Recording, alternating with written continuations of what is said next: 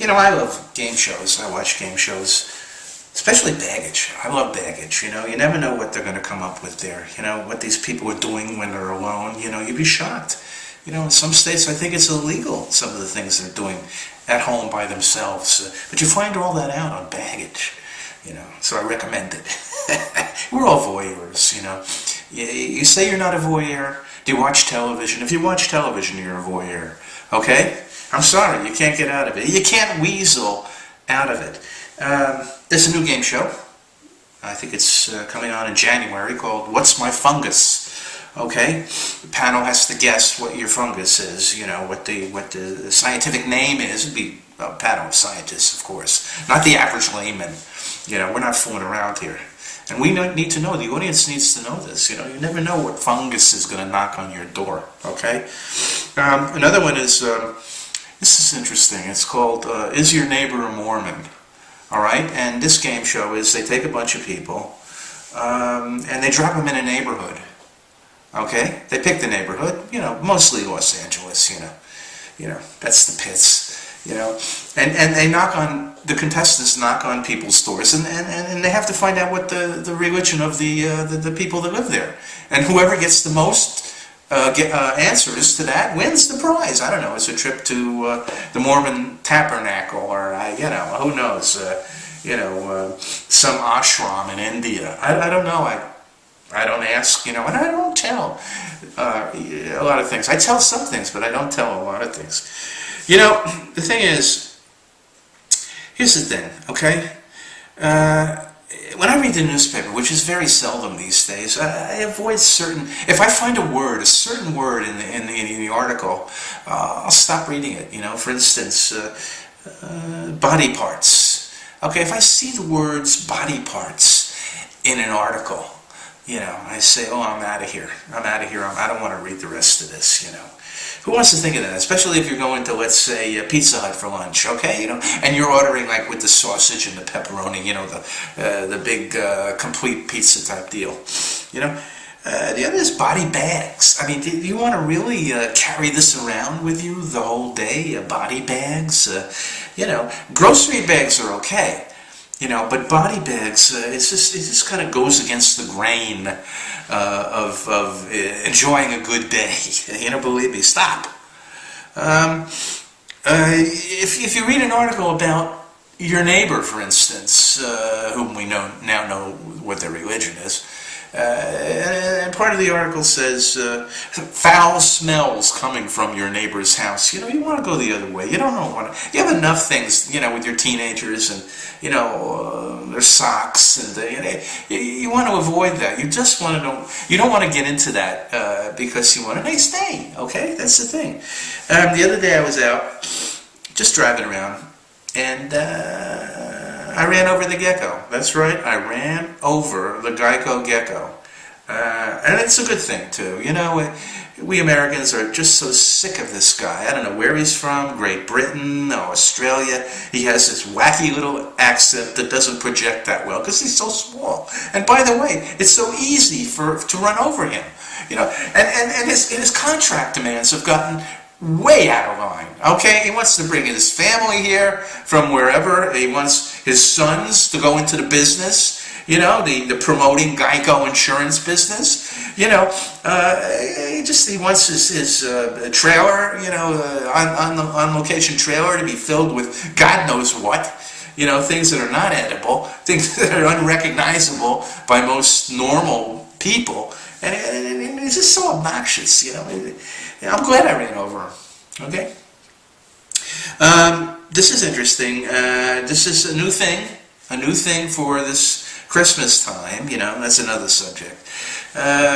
Walmart has introduced this service whereby you call this hotline, the psychic hotline, and the psychic will tell you exactly where to park.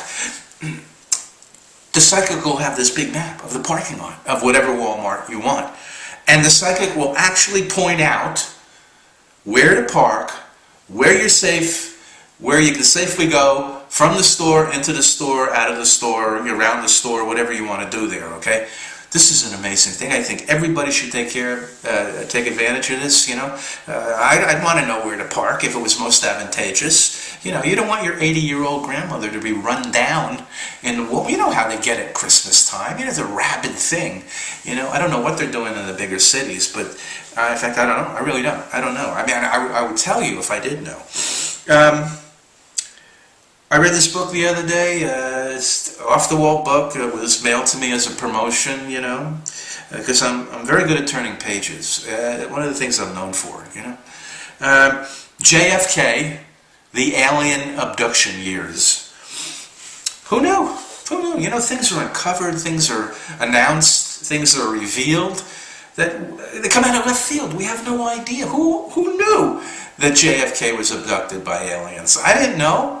You read how they actually got past the White House guards, and how they beamed them up there, and did he bump against the wall or the sides of the room? And you want to know these things, okay? What he was eating that night, I want to know everything. Okay. Now the thing is, there's another book too, and this is a very important book, and I'm not fooling. This is a very important book, and people should read this book and consider it like a Bible in their house. And that book is Ron Shelstein's book, Dr. Ron Shelstein, Why Christmas is a Psychotic Phenomenon. Okay, never before dwelled into this subject before. It's never been advertised, and something that we don't usually think of, but. What if I'm psychotic? What if I'm a psychotic Christmas shopper? And who to avoid in the stores? How Target gets. So they get, people are climbing over each other, to get whatever it is they want. They want to buy, The thing is, it is a buying phenomenon. You got to agree, how much to buy, how much to spend, who to give it to. These are all things that will drive you crazy. It's no wonder Dr. Shell came up with this book, because it'll make you psychotic, all right? And that's his theory, See how much more of a peaceful world it'll be if we all recognize it and diagnose it and face it, okay? That's the thing. Other things that I avoid.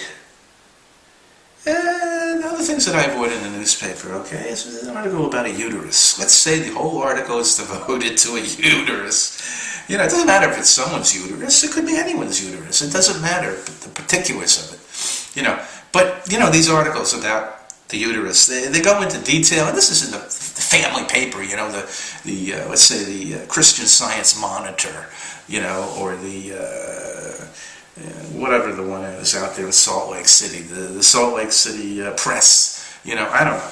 But you start reading this article, and you find yourself falling asleep. You should have vigilance about this. I'm telling you right now, okay? Take it from me, Dave, okay? You got to look out for this stuff. Don't read the articles that mentions uterus or pap smear, for that matter. You just don't want to delve into that, man. If you're a man, especially if you're a man. If you're a man, what do you want to know about these things anyway? Maybe you're a specialist, I can understand, but just the average, reader, you don't have to go into that, okay? All right, that's about it. I've enjoyed talking to you. Thank you so much, coming by here. You don't have to. You can go somewhere else, And so I say to you, stay well, be well, have fun, and I'll see you next time.